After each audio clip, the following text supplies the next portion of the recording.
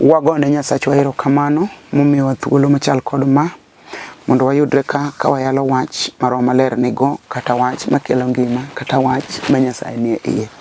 Okay, yiena mondo walem kodi wamiyo nyingi duong' wuoro maler Nyasaye maduong' malich moloyo mapok oyud maromogo. Isemiya ng'wono kaka jatichni mondo ayudra ka e kinde machal kod ma. Nyasacha aketo wach ni e lweti, chokruok ni e lweti, jowinjo ni e lweti, joma ne gidwaro ni e lweti, jochandruok ni e lweti, joma ne maber ni e lweti. Itim maber Nyasache mul ng'ato ka ng'ato, ikel lokruok mar chuny. Iwuo kodgi kaka dwaro ni nitie, igwedh studio ni kaachiel kod joma tiyo e wuoro maler. Igwedh wuon studio ni Nyasaye ma Nyasacha. Itim maber e remb Yesu Kristo ma Ja-Nazareth. Amen. Adwaro som kodi muma kapok aketho kinde. Wadhi somo e muma mar Kwan 27 matindo. Achake wang'e to thuon wacho biro chake 2. Muma wacho kwayo mar nyi Zelofehad. Bang' kweno nyi Zelofehad nobiro kanyakalo wesa 2. Ne gibiro e dho Hema Miromoe gi Nyasaye e nyim Musa gi Eleazar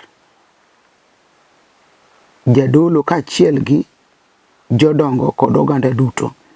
Mi giwacho niya, wuonwa ne otho e thim, to ne ok en achiel gi jokora mane opiem gi Ruoth Nyasaye. Ne otho athoya kuom richone owuon, kendo no onge gi yawuowi. Koro ere gimomiyo nying wuona delal e dhodgi mana nikech oonge gi wuowi? Pognwa lowo mana kaka ipogoni omine wuonwa. Kumano Musa notero wach e nyim Ruoth Nyasaye. Mi Ruoth Nyasaye nowachone niya, gima nyise Zelofehad dwaro ni kare. Nyaka ipogni gi lowo mana kaka ipogoni omine wuonegi. Migi lowo madipog ni wuonegi. To wach ni jo Israel ni ka ng'ato otho ma onge wuowi, to mwandu ne nyaka dong' ni nyare.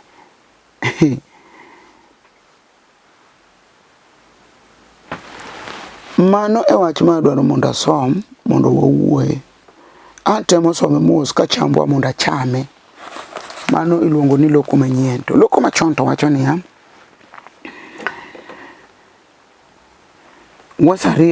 loko machon tachake wesa 2 wacho niya, ne gichung' e nyim Musa gi Eleazar ma jadolo gi nyim jodolo jodongo gi oganda duto e dho ema mar chokruok ka giwacho, wuona notho e thim, ne ok entie ka oganda nochokore mondo opiem gi Jehova kuom oganda mar Kora. To notho e richone owuon, to ne onge yawuowi. Nang'o nying wuonwa ogolo kuom libambana nikech oonge wuoyi. Miwa mwandu kaachiel gi omine wuonwa. Kendo Musa nokelo wachni e nyim Jehova. Kendo Jehova nowuoyo gi Musa kowachone nyi Zelofehad wacho gima kare, mich to ne migi mwandu kaachiel gi omine wuongi. Koro omigi mwandu mag wuongi, kendo iniwuo gi nyithind Israel kiwacho nigi, ka ng'ato otho to oonge wuowi, eka nimi nyare mwandu ne. Apako duong' gi loch mar Nyasaye.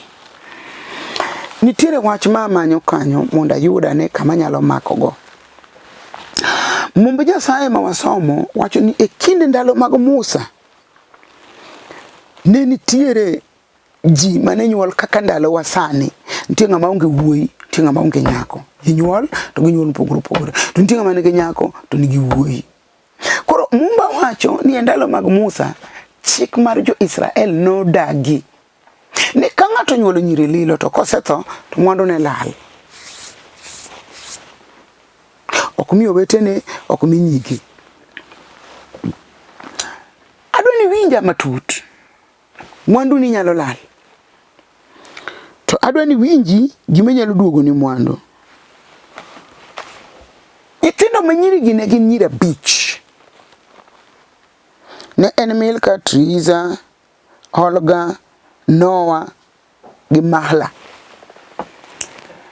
To kane gin nyithindo abich ni gin nyiri lilo. Eka baba gi notho.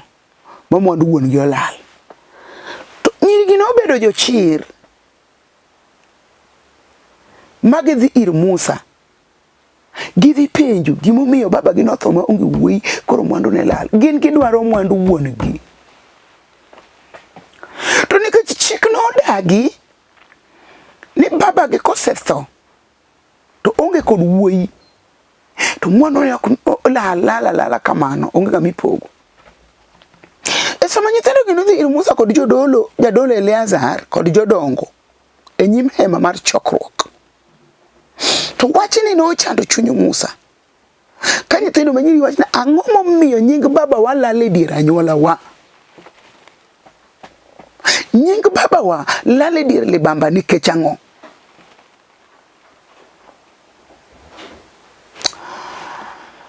Wadwaro mwandu baba wa. Nying baba ok nyal lal nikech nonyuolo nyiri lilo. To mano yudo ka Israel ong'ado bura chon. En chik manentie moketi amuri. Ni ka ng'ato tho ko onge wuoyi to mwandu ne lal. To ang'o yudre nyiri moko ma jochir.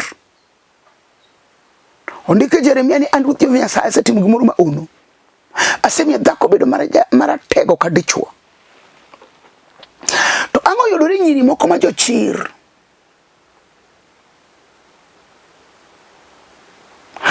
Mawacho ni baba gi notho ka onge wuoyi. To mwandu wuon gi lal nikech wuon gi onge kod wuoyi. Adoni winjo wachni. Nyaka thurwa masani ka ng'ato nyuolo nyiri tikoni kare olal.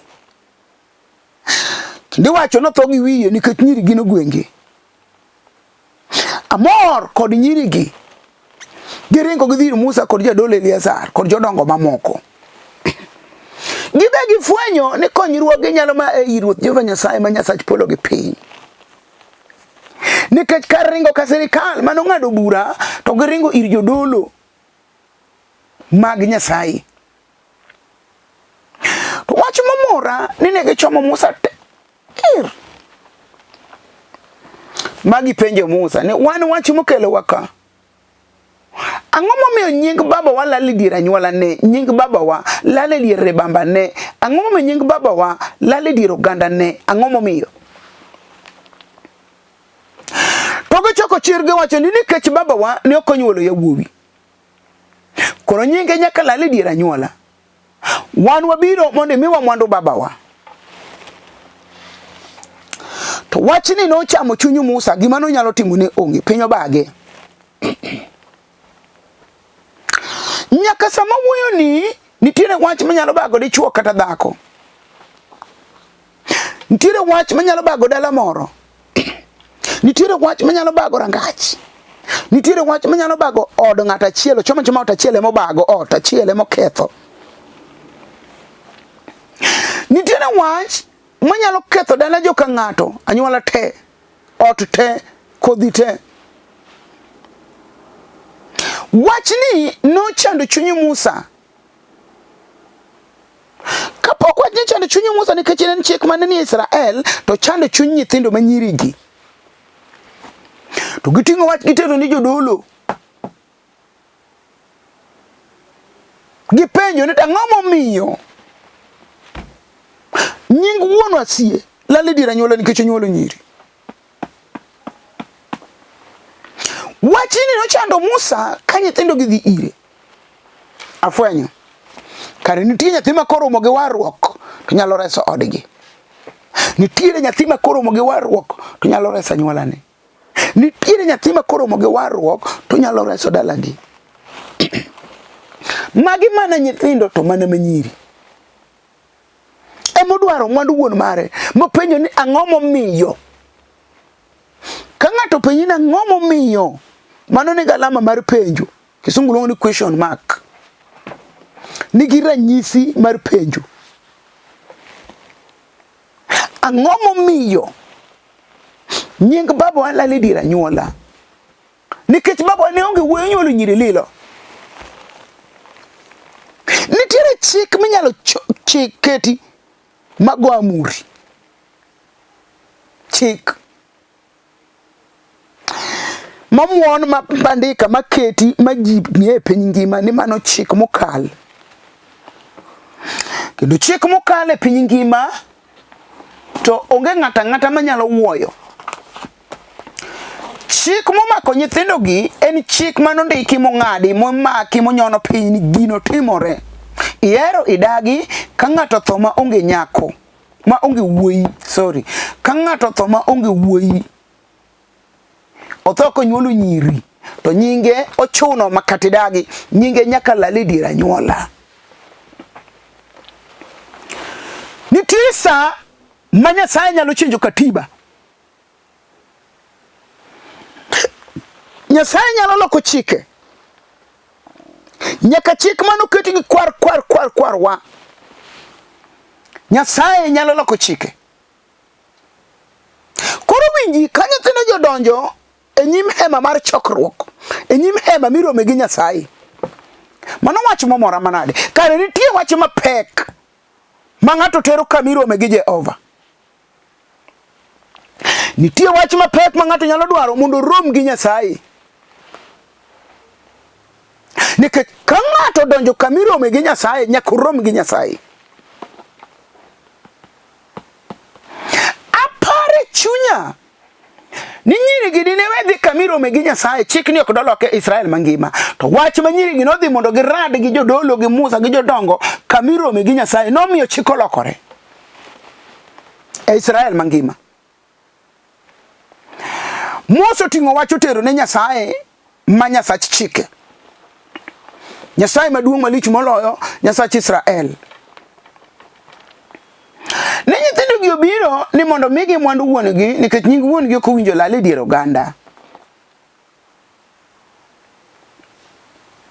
Ni nikech wuongi onyuolo nyiri, gidwaro gige wuongi, nying wuongi ok giyie mondo lal e dier anyuola.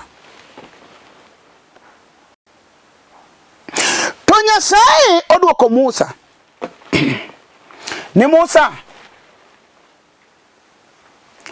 wach manyi Zelofehad owachono, mano wach madiera, migi uru mwandu wuongi, pognegi uru nyaka lope wuongi. To Musa, dhiyo mondo wach ni Israel ni chakre kawuono an bende wuoyo kod jachien machieni ni chakre kawuono ok ochako chini kendo. Ubedi wang' maremo, awachone ni chakre kawuono ok ochako rami kendo. Ubedi pressure machikore wich moki wuo matek, chakre kawuono ok ochako chami kendo. Awuoyo gi sukari modak e dendi ni chakre kawuono ok ochako chandi kendo. Awuoyo gi tuoche mag muya makuodo ich ni ok ochako chandi kendo. Nyasaye wuoyo kod Musa, okone ni Musa, dhi wach ne jo Israel, an bende ruoth ora mondo awach ni sani. Dhi wach ne jo Israel ni chakre kawuono an be Nyasachwa oora mondo awach ni chakre kawuono. Haleluya. Musa dhi wach ne gi jo Israel ni chakre kawuono ka ng'ato tho mo onge kod wuoyi, to nyingi ok lal e dier oganda, mwandu ne ipogo ne nyithinde manyiri. Mano chik oloki, chik manoketi mogoyo alama, chik oloki. Kata kawuono ibiro lok chik mosewuotho kodi ndalo mang'eny. Kata kawuono ibiro lok chik mosesandi odiochieng' gotieno. Ne samoro chik madala wacho ni nyiri kodhi tedo tok nyuol nyaka many kaka ithiedhogi gi pesa mang'eny koka nyithindo moke igi. Mano chik. Kawuono ibiro loke. Nyasaye kone Musa ni chakre kawuono dhi nyis oganda Israel ni chik oloki. An bende ka nikech Roho Maler ora mondo awachni ni chik oloki. Kadala une chik nitie ni kawuoyo nyombo to nyuomo dhako mokwongo to dago to dhi. Onyuomo dhako mar ariyo onyuologo to dhi. Onyuomo dhako mar adek hivo. Kawuono Roho Maler ora mondo awachni ni chik oloki. Ok chak timre kamano kendo. Olok chik. To ka chik ne nitie ni nyuol to emako to katigodo jauchiel to lwar, chik oloki sani. Roho Maler oloko chik. Ok chak lwar kendo. To ka chik no oketi ni nyaka kori thung, chik oloki gi teko mar Roho Maler sani. Dikone jo Israel duto Musa ni an Jehova Nyasaye ema wacho ni chakre kawuono chik oloki ka ng'ato tho mo onge wuoyi to gige ipogo nyinge ok lal e dier oganda. Samoro madele uno ne chik oketi ni onge nying mantie, nying odhi olal kata imanyo ok yudi. To Ruoth Jehova Nyasaye oloko chik ni gima ne timore chon no ok chak timre kendo.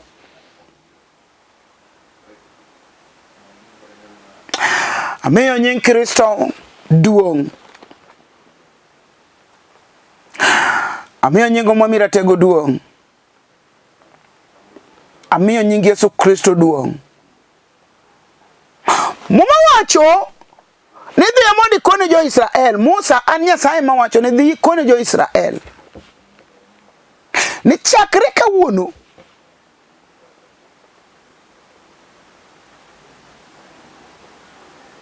nyoane liel moro tayudo ji mang'eny man gi chandruok.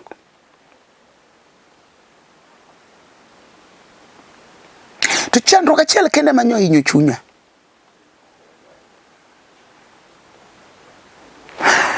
Nyathi ma wuoyi maduong' moromo kendo ni jachien odonjo kuome.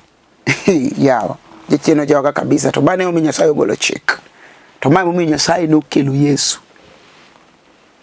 Ni jachien odonjo kuom nyathini ni en kata oriembo apiko to onindo jowadu. Mano ok jachien dwe negi. Kata obed abeda piny ji gomba kata en onindo. Kod owuotho tiela kama. To onindo kowuotho. Jowadu winje wach ma jachien timo ne ji oko ka. Yani en onindo. Ok ni wil, onindo. Iseneno ng'ama wuotho to onindo. Be iseneno gi wang'i? Be iseneno ng'ama riembo apiko to onindo? Nyasaye wacho ni mondo dhi nyis Israel ni chik oloki. Adwana wuo kod jachien machieni ni chik olok sani sama weni olok chik. Ok ochako chandi kendo nikech chik oloki. Nyawuoyo gi nyathine makoni cha sama se wuoyo kodi sani ni chik oloki. Ok chak chieni kendo. Ok chak nindi kendo kiwuotho kata kiriembo apiko. Ni en kata puro to nindo. Gini be winjo kodonjo e dier. Kata dhi mabeto to beto to nindo. Ni jachien pango nyathi ng'ato malich machalo kamano. An ka mondo awachi ni Nyasaye wacho ni chik oseloki. Ok ochako chandi kendo nikech chik oloki. Gima nyo chandi no ok chak chandi kendo chik oloki. Na winje liel ka jayalo wacho ni yo ma ng'ato paro ni ber nyalo mana tere tho. Ji mang'eny oseparo ni gik magitimo ni kare kendo beyo. To kawuono an ka mondo anyisi ni gik mitimo chik oloki. Nyasaye ma Nyasaye polo gi piny oloko chik. Roho Maler oloko chik ni chakre kawuono ok nochako timi kendo. omiyo amako wi nyathini kalemone taparo ni Nyasaye ate kora keto lweta kaka Yesu singo ni ranyisi ma jomo yeno bedgo gini keta lwetgi na keto lweta kan gi yie ni ok chak nindi kendo nikech chik oseloki. Amiyo Kristo duong'. Wan gi mier mang'eny ma ka ng'ato mako ich to tho gi iye no. Chik oloki. Ok chak timre kendo. Kuom nying Yesu Kristo ma Nazareth, chik oloki.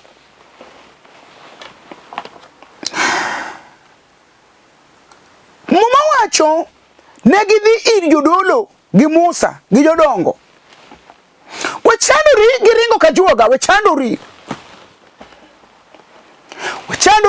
kuom dhi ir nyakalondo, wechandori kuom dhi ir jomirieri. Duog ir Nyasaye mondo yud duoko sano. Duog ir Nyasaye mondo yud duoko sano. Nyi Zelofehad no choko chir modhi e nyim Nyasaye. Kamina ni rembe no duogi ai kamidhi no kumidhi ne mokadwarie kanye magolie.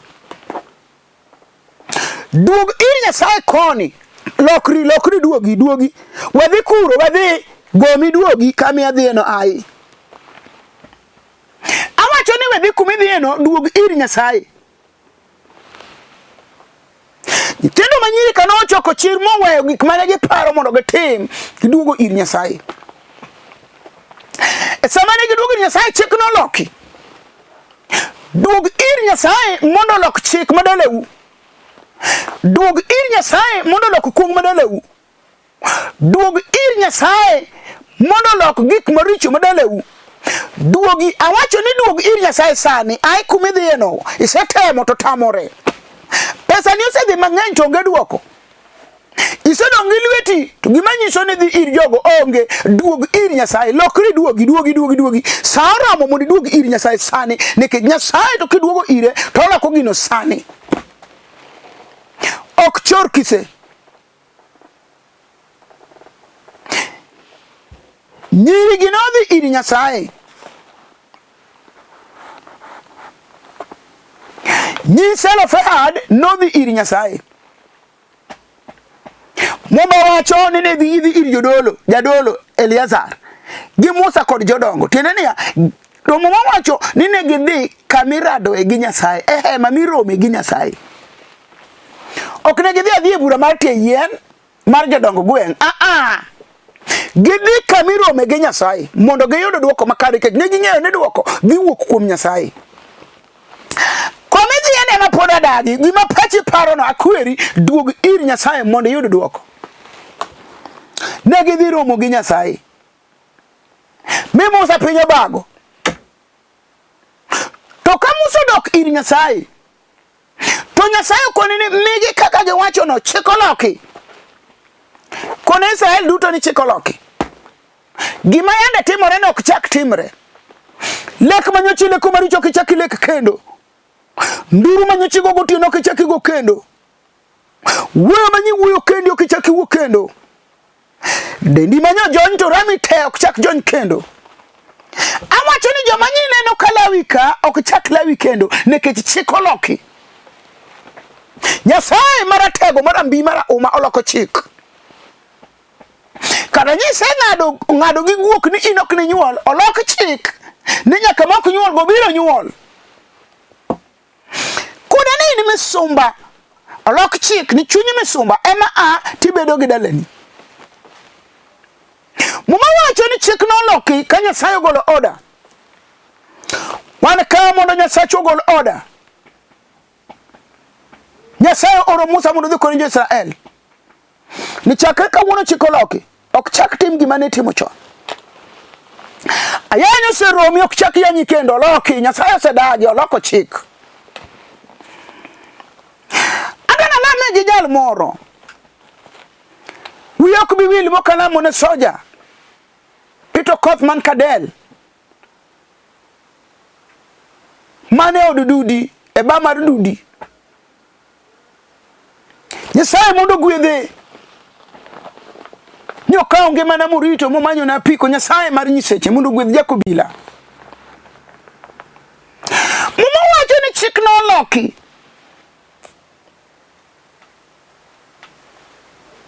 Chik Moloki. Benitie gimidwaro mondo chik olok ni sani. Benitie gimidwaro mondo Nyasaye wuoye. Nikech Nyasaye to wuoye to kowacho to mowacho na ema timore. Benitie gimidwaro ma chik onyone piny midwaro ni Nyasaye olok ni sani. Samoro chik madala unawacho ni ji somo to onge tich. Nyasaye odagi. Samoro wacho ni ji somo to certificate lal. Nyasaye osedagi. Samoro wacho ni ji somo to onge gima duogo. Muma wacho ni chik olok chakre kawuono. Okane ng'ama dwaro Nyasaye erei. Ini kanye jal machiko moko, malwenyo moko, makuongo moko, maneko moko, kongo moko, rondo ma kuo moko, gik madongo moko e dalagi. Nyasaye osegolo chik sani ni mondo wachi ni gigo chak timre kendo. Manyien ema biro.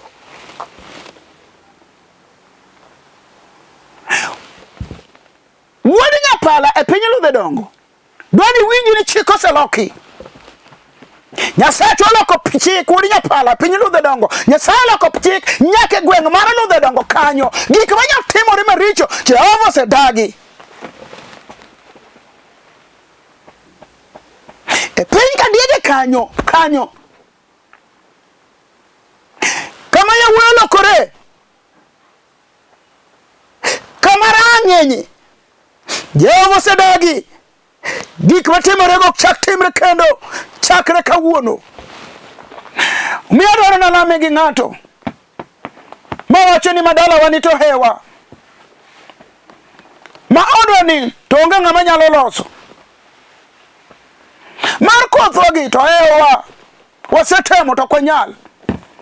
Wan gi Nyasaye ma kibiro ire sani to biro loko chik.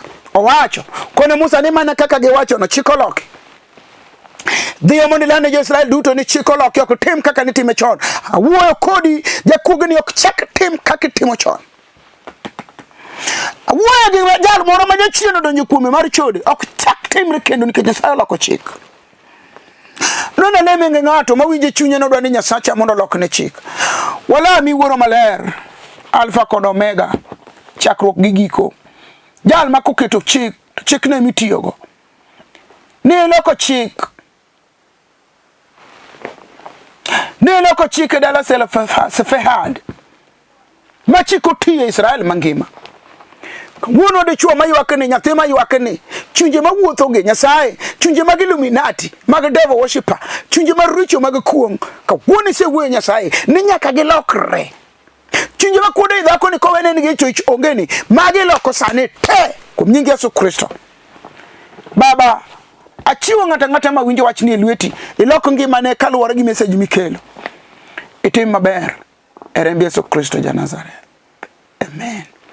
An mawuoyo kodi an Bishop Nereah Mbewa. Mawuok e piny Karachonyo Kauma School Kandiege. An nyara Sembo Kanyikela modak Ndhiwa Rangenya School. An nyar jaduong' manosenindo Rufus Agola Makaboy. Awuok e kanisa mar Hope for Good in Christ Church. Wan gi kanisni piny Nairobi, wan gi kanisni piny Mombasa, wan gi kanisni piny Kisumu, wan gi kanisni piny South Nyanza. Kidwarowa tirado kodwa teko mar nying Yesu Kristo mondo yud duong'. Namba na 0720 40 3913 nona birario nono ang'wen nono adeko chiko achiel adek. Nyasaye mahono mondo gwedhi ka warado kendo e remb Yesu ja Nazareth. Amen.